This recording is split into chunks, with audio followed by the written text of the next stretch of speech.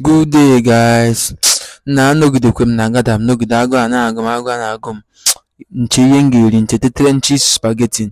nsi oke ka nje sigoji trenches spaghetti nke ufu na trenches spaghetti nsi adị so nsi spaghetti n'ọkụ ihe a dị spaghetti na-agbalịchago m ya tinye ya n'ite ntọọnụ ya enweghị m spoon ma adịrọ ọcha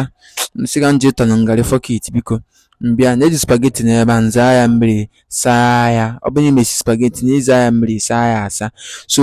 n'ebe m na-ebegodo onions m ebe a wepụta onions m bechaa ya ebe utimaya magi ofu mkpụrụ magi ka m ji esi ya biko ka afọ hapụ ịsa m so n'ebe m gbanyere groundnut oil n'ite mgbanye groundnut oil ihe a bụ power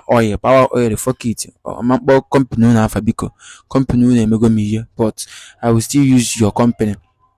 so ihe a bụ power oil mgbe e power oil n'ite nti yabasị a na-akpọ onions nwunye ya n'ime